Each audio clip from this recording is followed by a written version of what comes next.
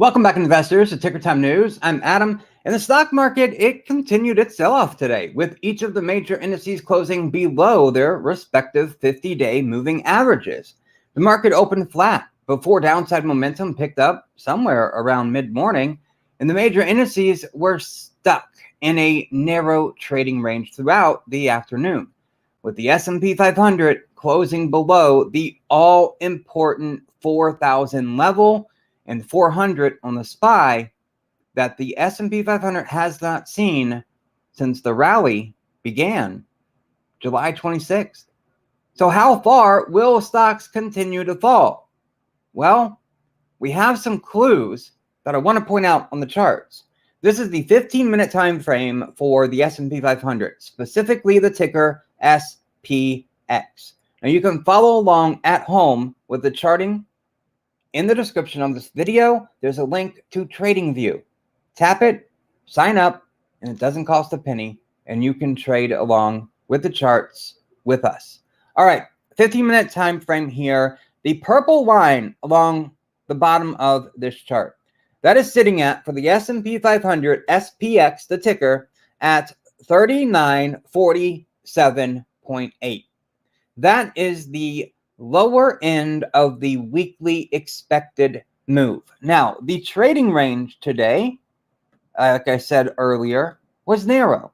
And you can see here, we have our top, pretty consistent resistance.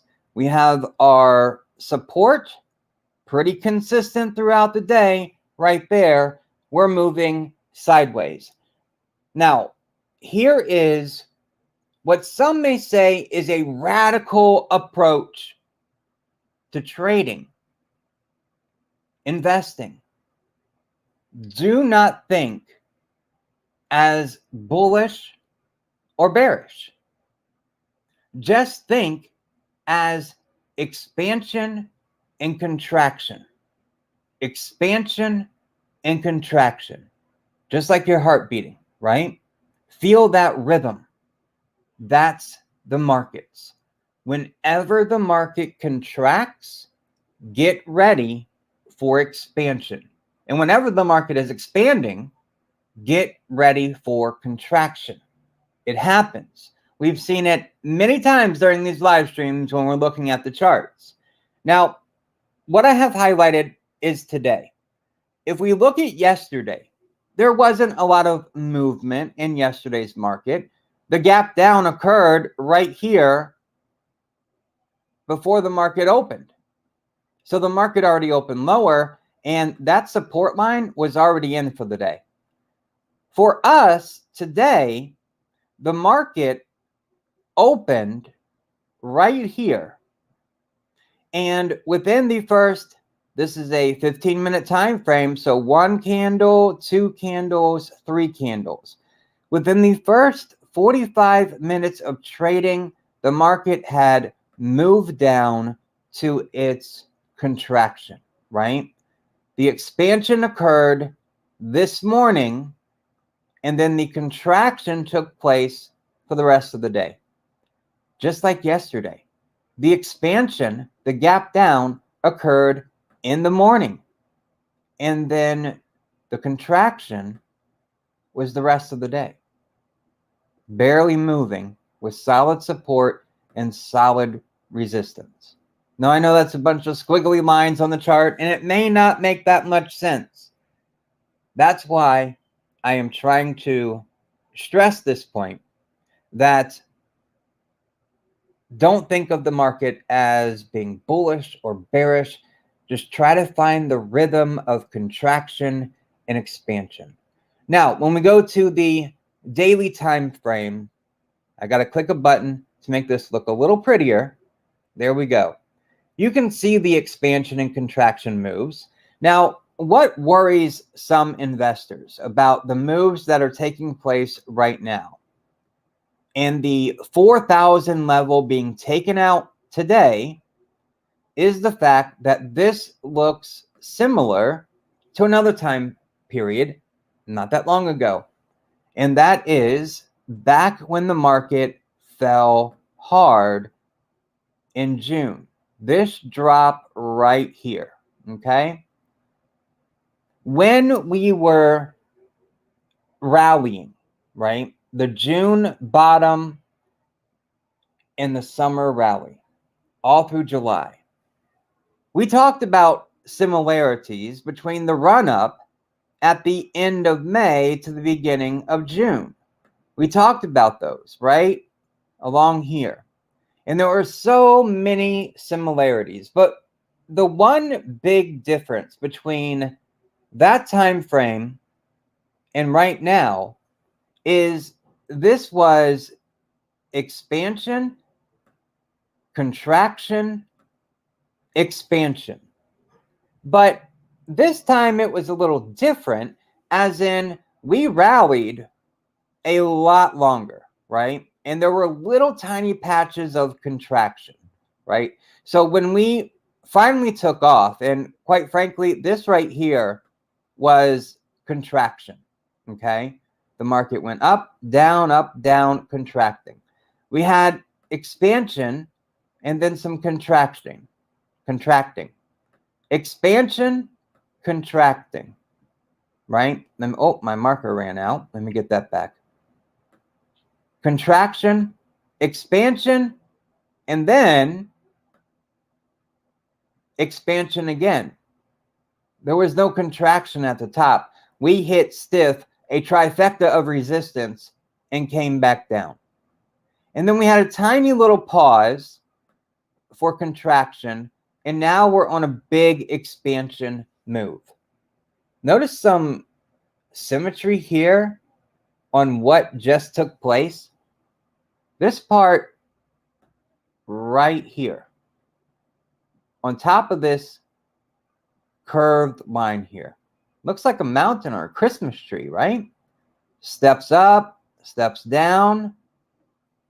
If this is the path we're following, then we need to hit some sort of contraction. And I do believe that contraction, let's clear up this chart here again. This contraction is going to line up with another area that contracted. Similar price point right through here. So we're looking for contraction right through here, okay? That could be the bottom weekly expected move of 39.47, slightly above it, slightly below it. But this looks like a place where investors or traders want to take a time out, call pause on this game, and see what the next move will be. But I think the bottom end of the weekly expected move is a good place for the market to pause, right?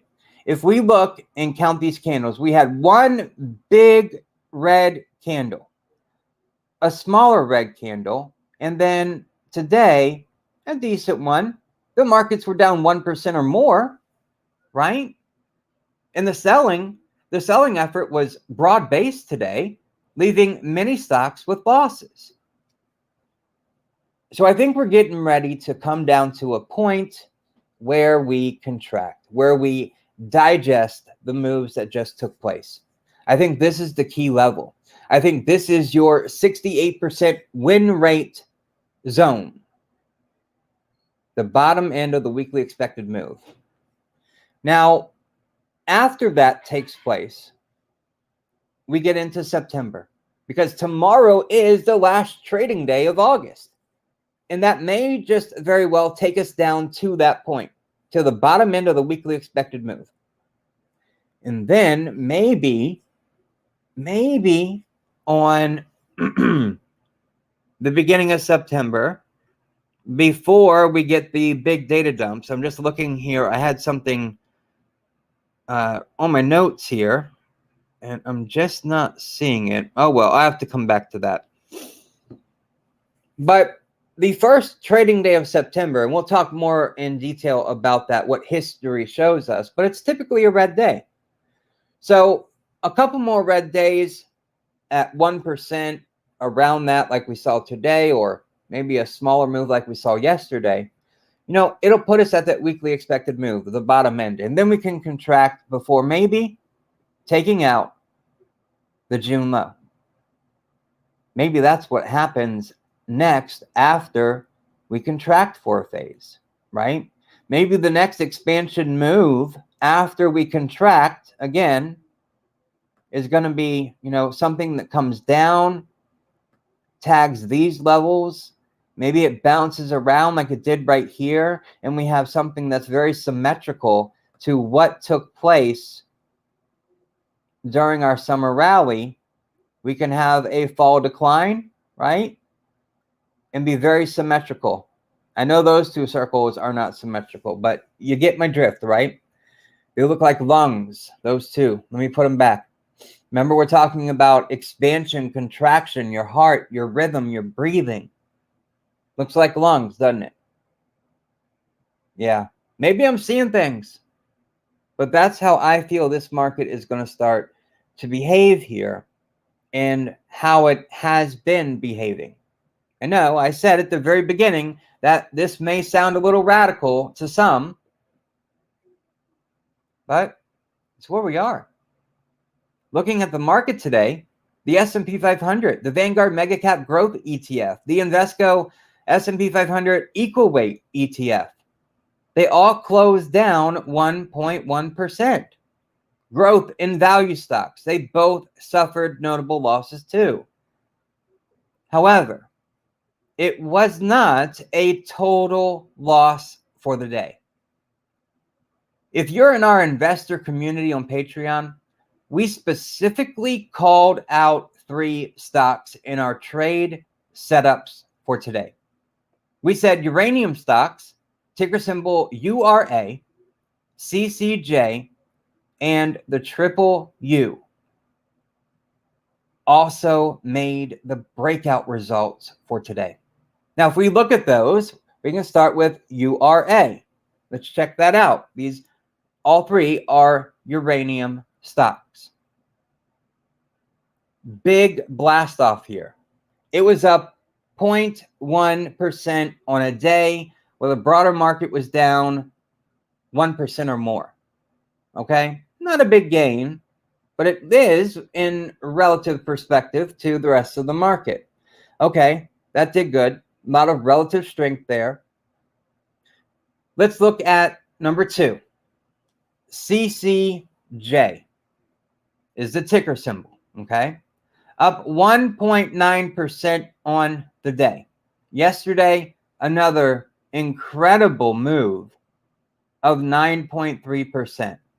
A few days before that, another 14.7% move. These things have been blasting off.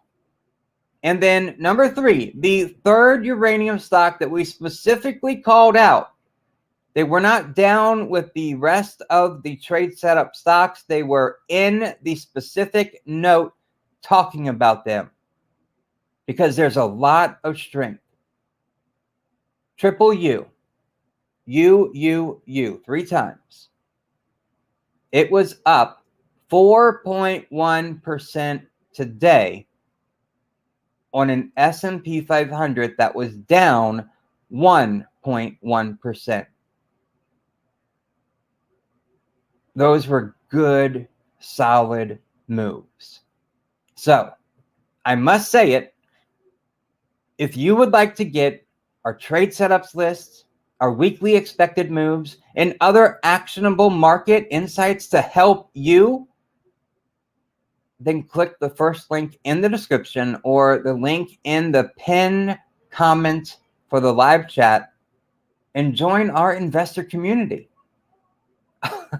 Oh, and I need to start remembering to do this more often. And that is to say that our Discord server is all set up and running. However, I really would like your feedback on the exact setup that we have, the categories, the channels, the private versus public channels. Is there something missing? Or is it too much? You can let us know by dropping a comment on this video or in the ideas and feedback section on our Discord server. I would greatly appreciate that. And again, you can get there by clicking the first link in the description or tickertimenews.com/Discord. Okay, I appreciate that. Now, the market breadth, it's a reflection of the broader market. Now, the selling bias today was definitely reflected. Decliners led advancers by nearly 4-1. And at the NASDAQ, it was a 2-1 margin, decliners winning. And every S&P 500 sector was down. Let's pull those up real quick. Look at the red. The sea of red. Only thing that's green is the VIX. And the VIX was flat. Didn't move from open to close. 0%. That's rare. That's rare that you see 0% in this market. But with every S&P 500 sector closing in the red, the losses range from 0.4% financials, which is XLF. Actually round that up to 0.5%. And energy. Energy was the biggest loser at 3.4%. XLE is the ticker. Now, the energy sector was in last place and by a wide margin because oil fell pretty hard, 5.5% today to $91.6 a barrel. Type in US oil, easy ticker to remember, and that takes you to WTI crude oil. And you can see it's at 91. Actually, let me go ahead and pull this up a little bit. 91. Let me adjust it. There we go. 91.6 is where it closed today. So that brought it down underneath the trend line that it had been riding for a couple of weeks now. Could this be a breakdown of oil? It's possible. There were some big headline announcements that affected oil today. But oil is creeping up just a little bit here in the after hours.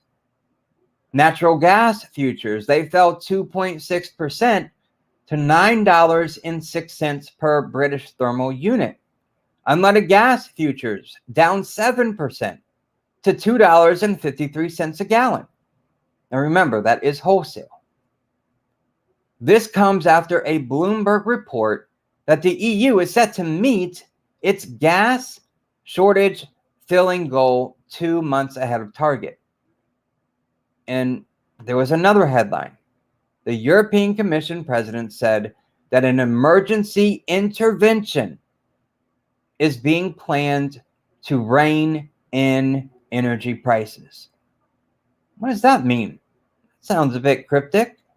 What intervention are you planning? Release more reserves? I don't know what that means. But it definitely affected oil and energy prices today. This is why energy fell. Now, on an individual level, I want to point out a couple things here. Ticker symbol BIG, B-I-G. It's for Big Lots, the company. They were up $2.53 today, or 11.7%. Why? Was it this big upside move? Well, just underneath that ticker, you can see this E that was on a, looks like a home base or a home, a house. Earnings. Earnings. Oh, I've got the highlighter on still here. Let's pull this up. Earnings today, a 7.5% surprise on EPS, pretty much flat in line revenue, but it had favorable earnings report, 11.7%. Another name that I want to point out is Best Buy. Ticker symbol is BBY.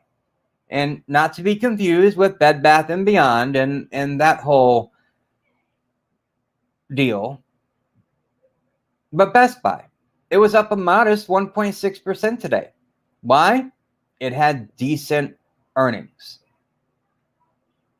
So I'm pointing out those two companies. They're both retail. They both had decent earnings. Now, Big Lots is like a Dollar Tree, a discount retailer. I guess Dollar Tree is not exactly the same because there's a variety of prices. Everything's not down to like $1 or $5 or anything of that nature, but it's a discount retailer. They are becoming very popular right now as Americans start to pinch their pennies. So keep an eye on discount retailers if you're in the retail space, if you like the retail space. Now, let's move on to treasuries because they're important. The bond market, it's important. And right now, we could be seeing a possible run in the bond market. The 2-year treasury yield, and we can look at that by going to US02Y. It rose 4 basis points today to 3.46%. 3.46%. It is marching higher. This resistance line that we had right here, it was broke. And now this baby is just riding that 5-day EMA, stepping up and up and up. I really want to see this thing slow down. But it's just steadily moving up and to the right. You really want this to slow down. And you compare that to the 10-year treasury, which was unchanged today. We can look at that by going to US10Y for the 10-year, and it was flat. Didn't move. Unchanged at 3.11%. You don't want to see this happen. You want the 2-year to slow down, and in the short term, you want to see the 10-year speed up so we get out of this recession. The inverted yield curve. The longer it's inverted, I'm afraid the deeper and potentially longer the recession is that we are currently in. You know, last Friday, Jerome Powell said, watch out. The labor market will soften. There will be pain felt in households and in businesses alike. That was a warning. That was a warning about a recession. And I believe that's what the bond market's been telling us. Now, Wednesday's economic data tomorrow. We get our normal weekly MBA mortgage applications index. The prior reading was 1.2% negative. That comes out at 7 a.m. The August ADP employment change. This is important. It is not the employment data that everybody wants. That comes out in a few days.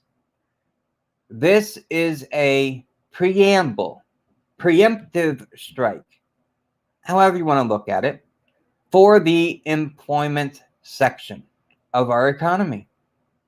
So the ADP employment change, the expectation is 315,000. That comes out at 8:15 a.m. Bear flag, I see it too. I see it too. Now, the other item that comes out tomorrow, I almost had it slip my mind. We got the August Chicago PMI. The expectation is 53.1. The prior reading was 52.1. So a 1-point improvement. That's at 9:45 a.m. Thanks for the charts on Apple and Microsoft. You are welcome. Worked great. Awesome. You are welcome. That's what I really want that. I really want Discord to work out. It's real easy to just send out a message like that. You guys get the charts, you get the note with it, and boom, we're good. The one thing about, and maybe you guys can help me understand this a little bit better. The notes that I typically send out, they are over the 2,000 character limit. So then it forces it to a Word document, basically, or some text file. I would prefer that the text just show up on Discord so you guys don't have to download a text document in order to be able to read it, like on like Patreon. I just can post the message, and it can be long. It doesn't matter. The whole thing's there. You don't have to download something to read it. Is there a way around that? I guess is the question I'm asking. That 2,000 character limit. Because sometimes Nitro, I was wondering about that. Thank you for pointing that out. I'll look more into Nitro then. Okay, perfect. Thank you for answering that. Because it would suck to post information, knowledge, resources, and then you have to download it to get it. You already download the app potentially to look at it. So, okay, thank you. I'll keep that in mind. I'll look into Nitro and see what that's about. All right, real quick, I just want to run through just three of the data points that came out today, and give you just a quick opinion on what they show. We got the Conference Board's Consumer Confidence Index. It was at 103.2. 103.2. The expectation was 97.4. Compare that to last month's reading of 95.3. This was the first increase in the index in 4 months.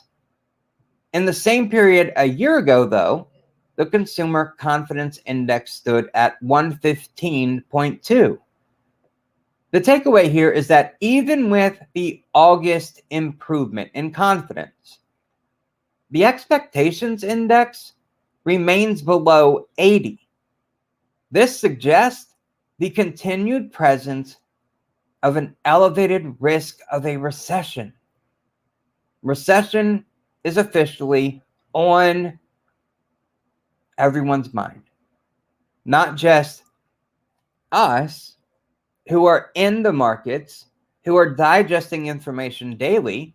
We know it. But now everyone else who doesn't talk about financials every day, the markets every day, they're starting to talk about recessions too. Now, the second piece of data was the July JOLTS, which is job openings. The total came in at 11.239 million. After last month's reading was revised to be back above 11 million. Whatever the number, there is something off about this labor market. I can smell it. Something is off. We get a jobs report with numbers that were pulled out of the sky? 500,000 jobs added. I don't think so. Around your community, you drive around, you look at the businesses and so forth. How many of them have help wanted signs up? You go into a bakery, help wanted. You go to a restaurant, help wanted. Where did all the employees go? Are they trying to make YouTube videos? Are they trying to make that work? Is that what they're doing? Is that where they went? There's something off about this labor market. And I'm not quite sure what it is yet. You know, the Great Resignation, that was a big thing last year and at the beginning of this year. Everyone leaving their jobs, going to pursue whatever it was. I don't know what they were going to pursue, but they were leaving their jobs. Where did they go? We've got over 11 million job openings. This is a bit surprising to me that this number popped back up, because the narrative is that, at least what we've been hearing, are the reports of these companies in the market that are freezing their hiring and starting to lay off employees. So something's amiss here with the labor market. I'm not sure what it is. And then lastly, the third data point, the housing market. It continues to slow down. The June FHFA housing price index, it rose 0.1%. The last reading was revised to 1.3%. That's a big difference there. And then we also got, with the housing market, the June S&P Case-Shiller Home Price Index. Now, it rose 18.6%. The expectation was 19%, so slightly under expectation. Last month's reading was 20.5%. This just continues to show that the housing market is slowing. Now, I think the housing market is in for a major correction. Housing prices were inflated big time over the past 2 years. And that overinflated number has got to come back down.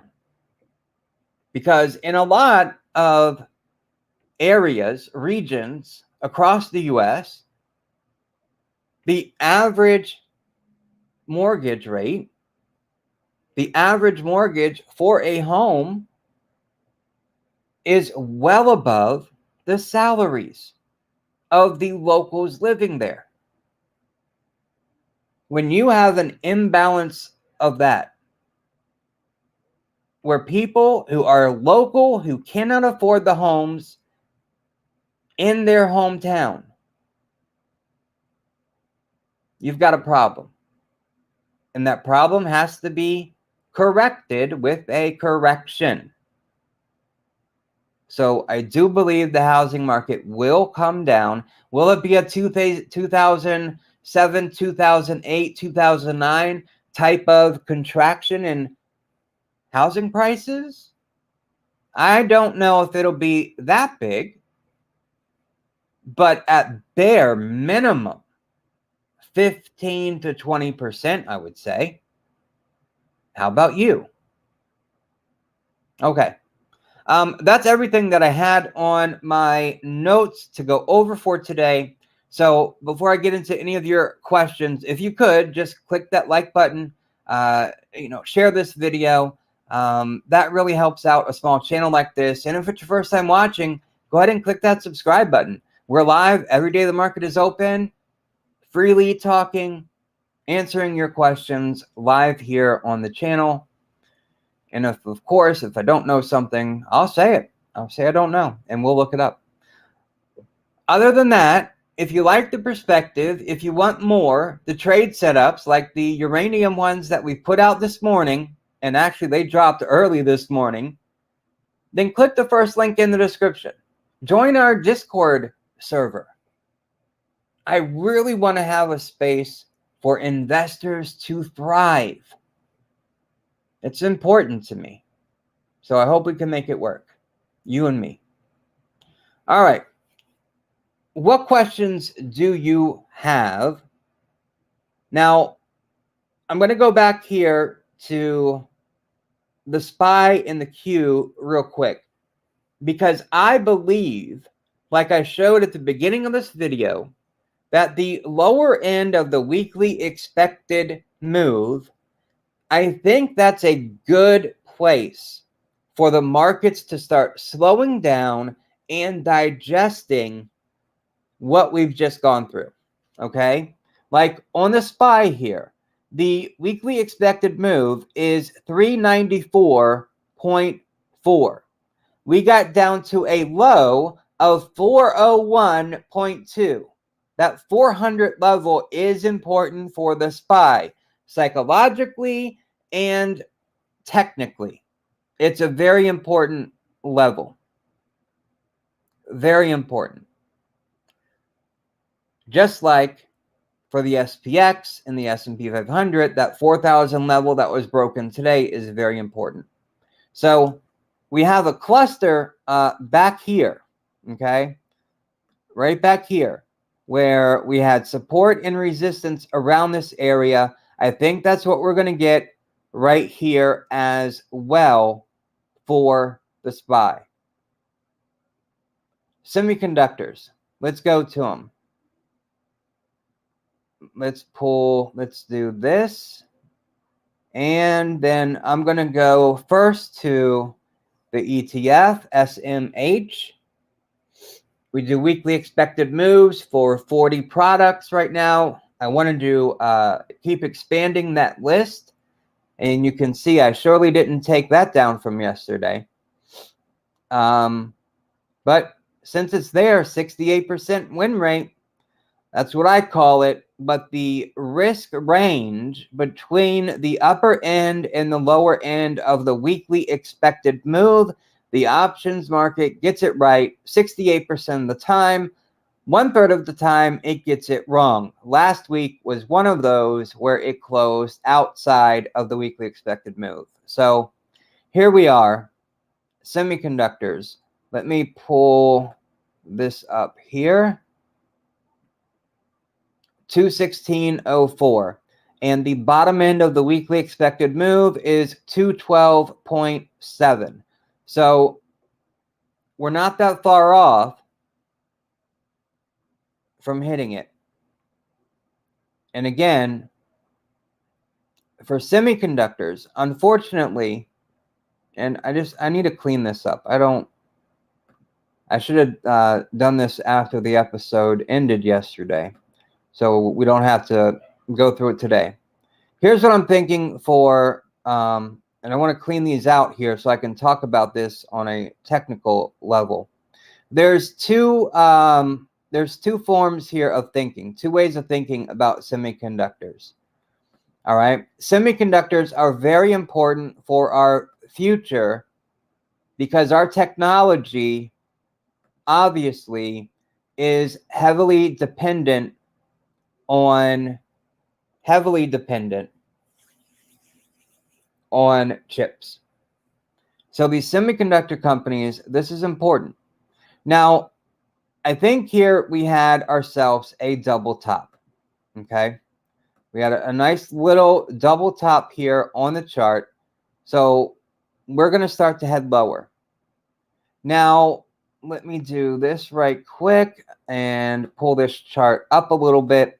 I think for semiconductors as a whole, I do believe we are going to go down and retest the low here. And the low intraday was 197. That was the intraday low hit back here on July the 5th. Now, a lot of the rally for semiconductors between July the 5th and the double top was because of the legislation moving through Congress on the federal level to help put money into the semiconductor industry. I think this was inflated. The rally here was inflated due to that bill. Now that the bill is out of the headlines, and yes, I can give an update on Microsoft and Apple, absolutely. Right after semiconductors, I will do that one next. Right now, with this inflated rally for semiconductors, and if you notice the double top, it occurred also right here at this level. That was not a coincidence. There was a lot of trapped money up there. You can see at this price point, 242, that is the tipping point of the volume over here on the left side of the screen. Let me do that. The bars that you see over here, that was the tip at that price range, 242, and the double top just above it. Now, going into September, I think we are in trouble. I think the market is in trouble. The market was not facing reality when we had our summer rally, and that's okay. You know, we're allowed to have rallies every once in a while, right? We can have rallies in a bear market. That's all good. However, the rally in semiconductors, obviously, what I believe it was inflated a bit. What am I doing here? Bring you back up. Okay.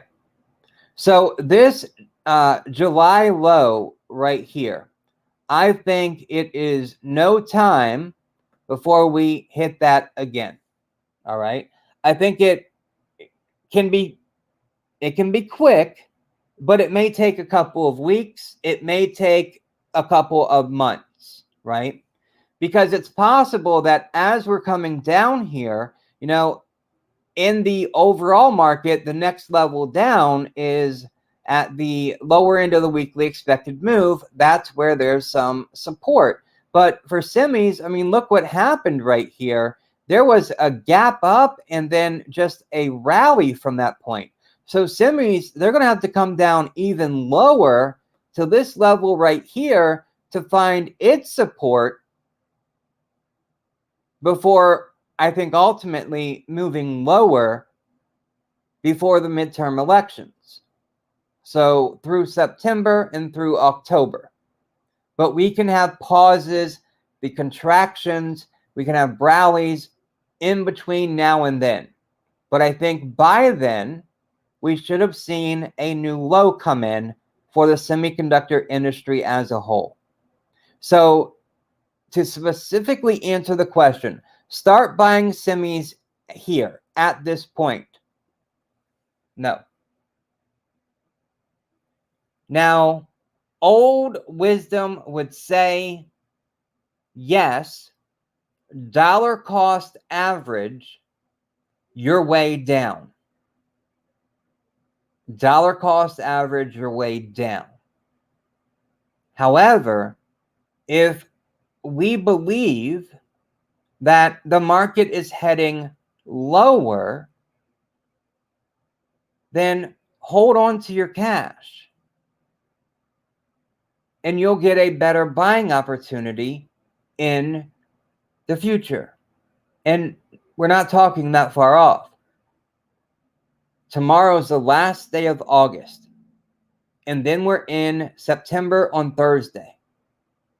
And September 1 to October the 31st, that's when I think we will take out the low set in June for a lot of stocks and indices, and for semiconductors, the low set in July. So I say, keep your powder dry.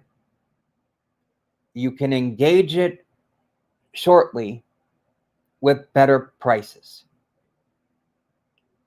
That's my take. But again, not financial advice. Don't sue me. I do think it's headed lower. Make sure to do your due diligence on it too. Don't just take some stranger's word for it on the internet. Sorry to be blunt about that, but I want to be clear about that boundary. Okay. With that said, again, rallies can occur here, and that's okay. Let me take a couple of these marks off here on the chart. All right. So let me go to a couple of, I'll go to NVIDIA first, and we'll look at NVIDIA, NVDA. And I do not have the updated weekly expected move on here. I don't usually do that publicly in the live streams until Wednesday. So that way our investor community who gets the weekly expected moves on Sunday evening has a fair shot of having this information a few days earlier than the rest. So please ignore. As a matter of fact, I'm just going to remove them so there's no confusion about them. So let's look at NVIDIA here. Let me pull it up a little bit to get it out of volume there. Okay, NVIDIA, its low was on July the 5th, just like with the semiconductor ETF. And why is that? Because it's a big part of any semiconductor ETF or index. But its low was 140. Wait a second. Oh, yeah, 140.55. That was its low. I think, and we're at 154 right now. So we're about 14, 15 bucks away from hitting that low. That's not that far. That's not that far off. As a matter of fact, what is, if we look here, I'm just using today's close, not intraday's. We look at today's close and we take it down to that level. The percentage is 9.3%. So let's just round it up. We got 10% to go. And then we'll be there at that level, taking out the old low or the current low, right? I grabbed NVIDIA at 143 and added a bit here, but I think it hit a new low. Yeah. But I think it will hit a new low. That's what I'm reading? I think it will hit a new low too. I do. I think most everything in technology is going to hit a new low. Most every stock out there is going to hit a new low before it's all said and done. So 10% and boom, NVIDIA is taking out that low. And this green box here, this is my buy box for NVIDIA. It starts at 150. And quite frankly, I should adjust it some because 150 is not really being honest with myself. 140 is really my level. If I could get that thing 140, hold on, I'm just going to adjust this a little bit. So it's at 150 right now, which is fair. It's reasonable. But if we go down to 140 here, so that's about 141. Let's call it 141. And you can see that, you know, when it hit that low, it just barely on July the 5th, it tapped it intraday. We'll just call it 41. It's at 140. It's about 140.92 is the top of that line. So 140 is where I really want to get in. And if you look at the volume shelf profile, the biggest price point that was traded around, and it was a lot of selling at this price point, but it's at 171, right on this line right here. And if you look, the 140 area, there is a very low low bar there. There's like hardly any selling. As a matter of fact, if I scroll over here, what does it say? The 1.4 million buying in this price range of, let's call it 147 down to 141. 1.4 million buying, 332,000 selling. Yeah, that's why I want that price point down there. 140 and below. There's hardly any selling down there. It's all buying. So that's important. Okay. So I do think it can get down here. 145, it's really getting close. 150, and I'm definitely starting to track it closer on a daily basis. It goes to 145, and I've got it up on the screen constantly watching. I have my stock alerts at 145, and it gets down sub 145, and I am definitely itching for NVIDIA. And I think it can break again that low set on July the 5th. And this structure here, double top, it had the same resistance area as, I mean, the ETF looks almost identical here. Just the rally looks a little bit different. There was a bit of a pullback here, a stronger pullback with a gap down that wasn't in the ETF. All right, let's go to AMD. Let's pull that up right quick here and just take a peek. You know, one for a long-term hold, Intel, I'm interested because Intel, oh, and just a reminder, the weekly expected moves here are not accurate. I do not make them public until Wednesday. So our investor community has them from Sunday evening and has that time with them. I think that's fair. All right, the low here for AMD was July 5th as well, 170.6. That's the intraday low, 170.6. I'm sorry, 171. I'm sorry.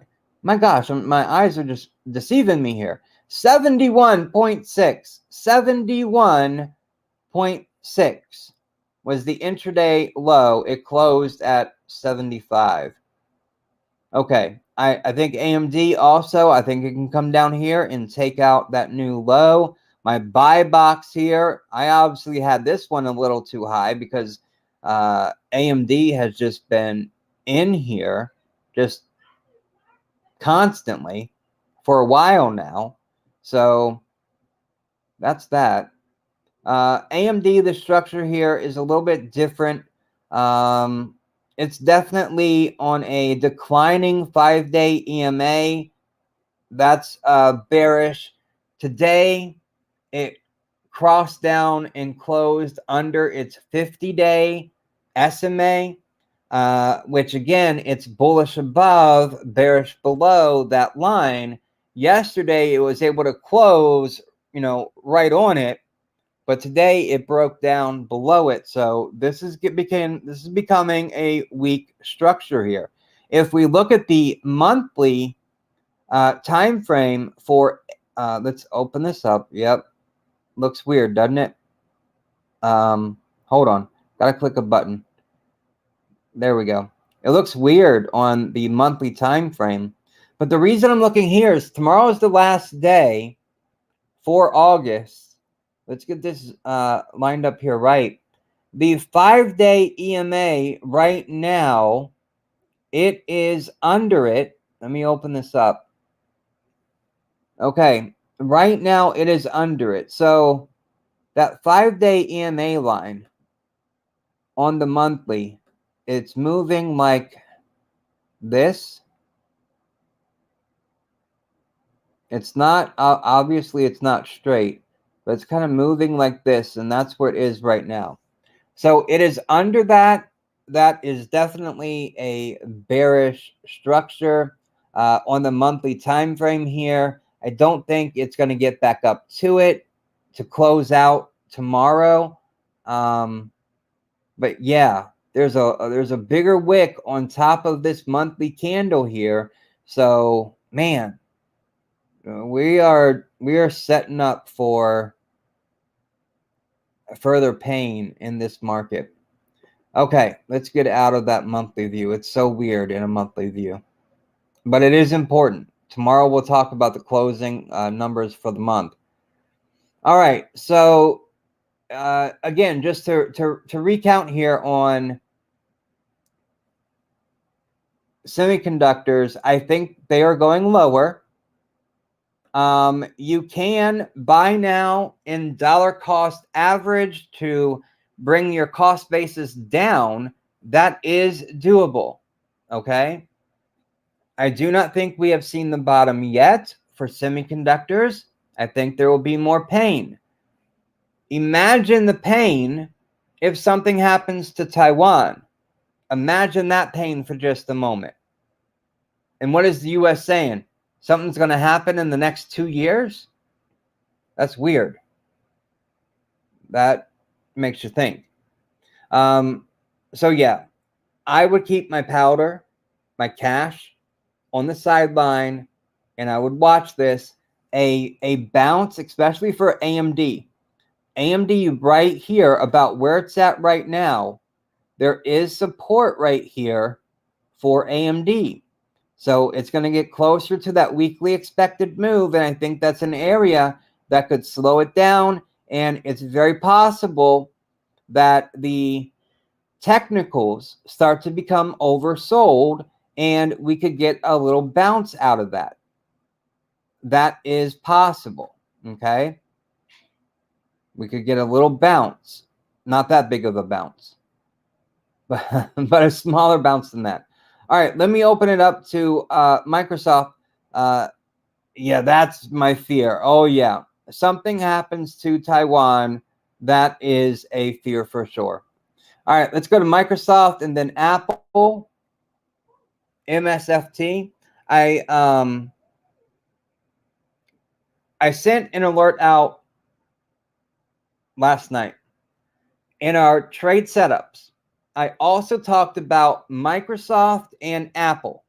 And you're going to see the exact drawings here that I sent out. I haven't touched them. What I was talking about here for Microsoft, and it's real clear. We got a head and shoulder pattern breakdown. And my best case for this is for it to fall fast and hard. Get some fear mixed in. And this target zone is a bounce.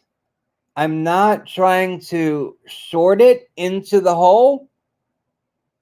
I'm trying to grab it while it's in the hole, while that while that rubber band, we got that rubber band, right? And we have that rubber band when the rubber band is pulled back on our finger, right? Where we got that rubber band pulled back and we're getting ready to snap that rubber band. That is what I'm looking for right here. Okay? For this rubber band to snap. And that snap, grabbing it in the target zone, and boom, ride that snap, all that energy back up, and don't forget to take your profits as it continues to move up. Okay, so my update here for Microsoft, it's not quite down to where I thought it could be yet, but that's okay. It's only Tuesday. We've got Wednesday for it to come down more, and we have Thursday, we have Friday. We still have 3 more trading sessions for it to come down more. And if we open this up a little bit further here, let me do this. There's something I want to show you on this chart. Open it up a little bit more, and it's not quite down at the target zone. The target zone is sitting on the bottom end of the weekly expected move. The bottom end of the weekly expected move is 257.77. That's the bottom zone. That's the weekly expected move. And it has a 68% win rate. What I wanted to point out down here is the gap. Now, I didn't put this on last night.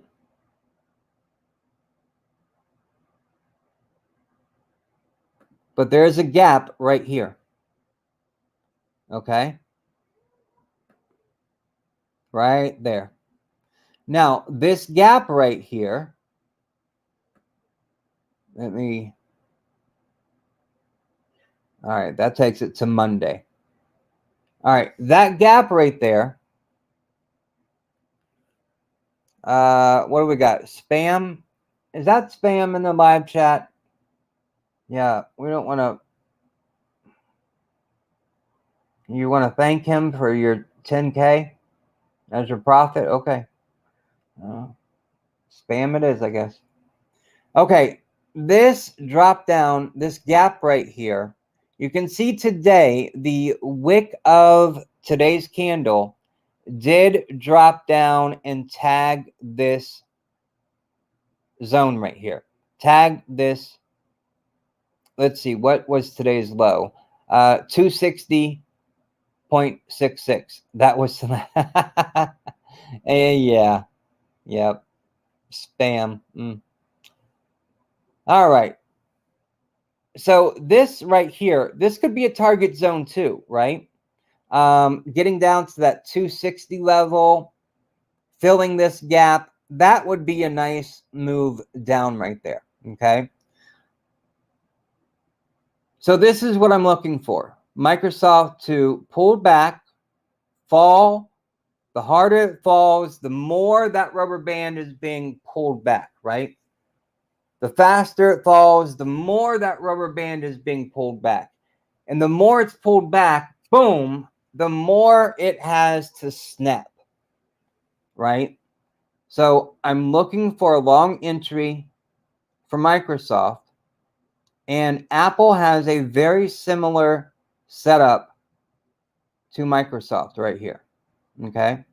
I'll go look at Apple next, but this is what I'm looking for Microsoft to drop down, and I'm not shorting it because this would be considered shorting into the hole, and you don't want to do that. You either get lucky or you get destroyed when you do that. So, I'm waiting for it to drop into this zone, start building up a position, a long position to ride the snap back from oversold areas. Now, this is not to say that the options market could get it wrong this 1/3% of the time and it drop past my zone. That is possible. So if you are entering, make sure you manage your risk. Stop losses are absolutely critical. All right, let's go to Apple, AAPL. And again, a very similar structure, not as clearly defined as Microsoft. And you can see that the bottom end of the weekly expected move for Apple is 158. And it closed down here in the bottom right corner of your screen, 158.9. So it's literally like 90 cents away. And if you look at the intraday low went below the weekly expected move at 157.66. 1.7. That was the intraday low today. So technically, Apple intraday today tagged the target zone.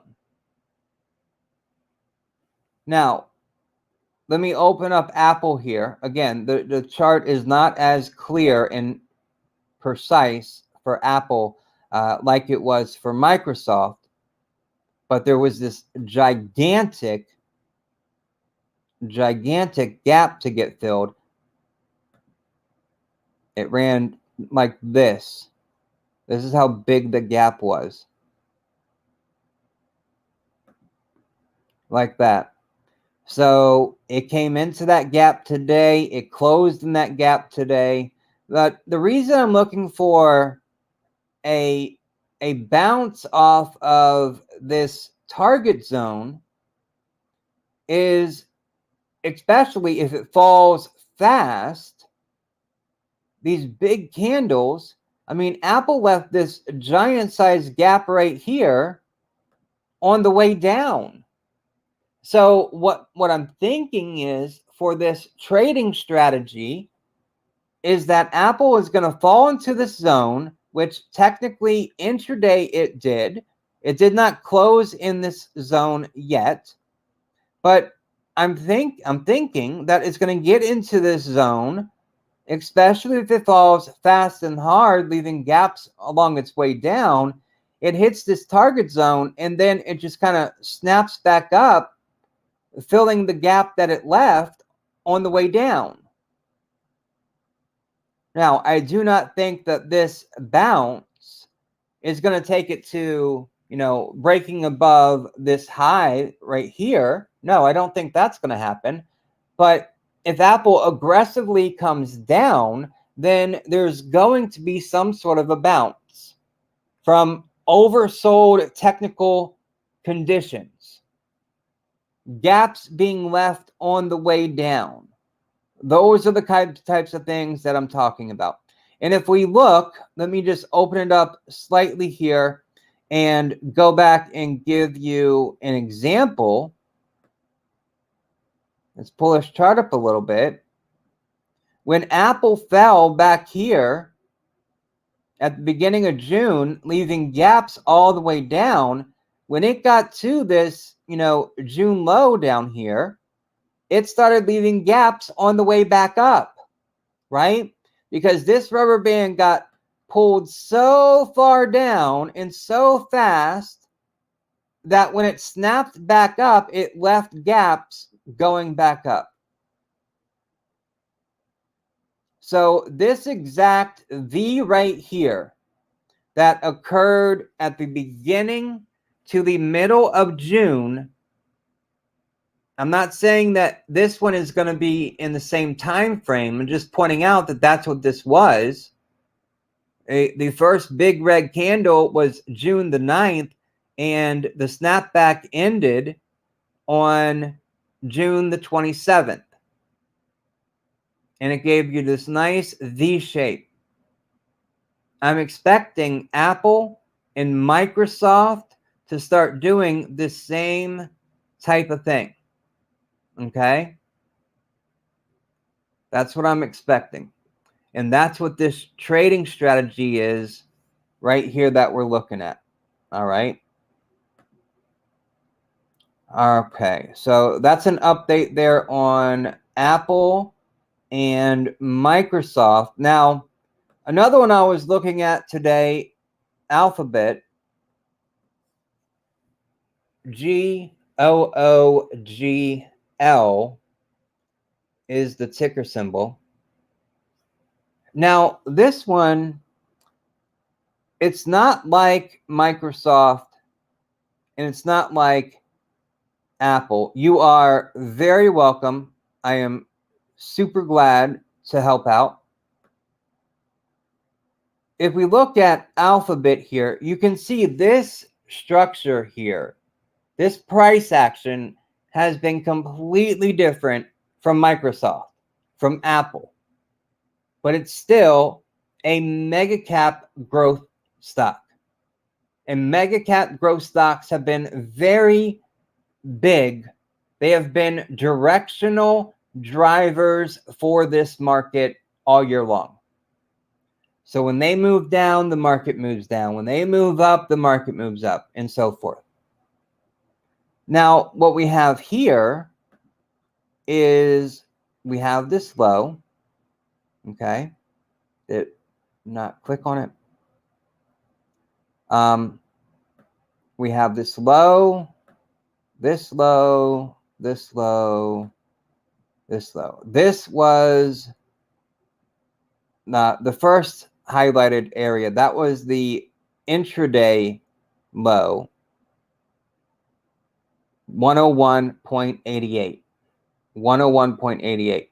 Now we're kind of hanging out right here. Now I don't have the weekly expected move on here, but we do a weekly expected move for Alphabet. You can see the structure is not the same. So I'm not expecting Alphabet to do the same thing. Okay. I don't know why I just wanted to point out Alphabet. I guess because the structure is so different, and I wanted you to see that. It's not just because it's Apple or Microsoft, but since they're mega cap growth companies, I wanted to point out Alphabet to show you this structure is completely different. This is more of a contraction, a long-term contraction for Alphabet. And I bet you when we look at the weekly chart here, let me show you the weekly chart for Alphabet. I mean, you can really see that it's not really going anywhere. To slightly, if we tried to put a trend line on the bottom here, man, it would be tough to do, but maybe, I don't know. Maybe there's an argument to be made that it is starting to base out here. Just because it's starting to base out, though, does not mean that I think it has seen its low for the year. This candle that set the intraday low, not the closing low, but the intraday low, was this candle right here,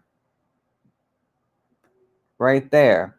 It's got a huge wick on the bottom of that candle, and the wick comes all the way down here.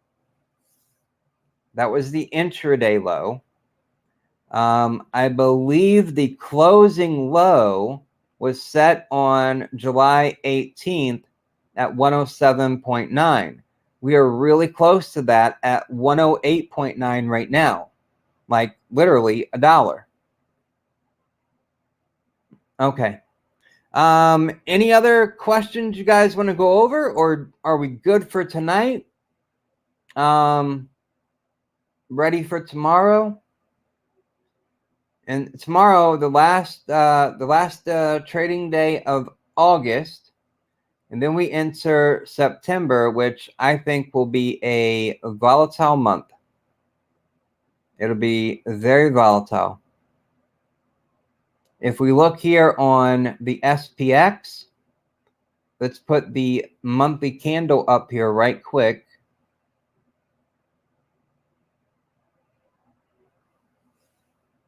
And just looking at that 5-day EMA, it is down below that. And last month, 9.1%, 9.1% gain in July. August, it's shaping up to be a 3.4% loss plus whatever tomorrow brings. Whether that's continued red tomorrow or a little bit of green. And this is a very important ending day for the market tomorrow. Tomorrow marks the end of the month. It marks the end of the month.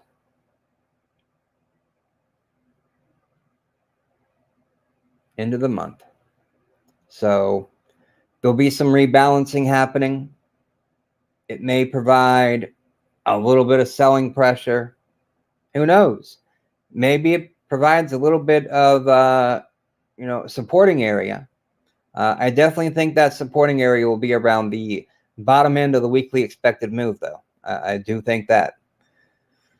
So yeah, all right. You're good. I'm good. We're all good. I will see you tomorrow after the markets have closed. And make sure, do me a favor, click that like button. It really does help. And sharing the video with a friend, it helps too. Everything helps. And to our investing community on Patreon, thank you guys so very much. You make this possible. I don't know if you guys understand the back end here on YouTube, but I mean, it's literally pennies from YouTube. And obviously that's because this is a small channel. So Patreon, you guys are helping to provide a foundation for us to provide you with more value. So I greatly appreciate each and every one of you. All right.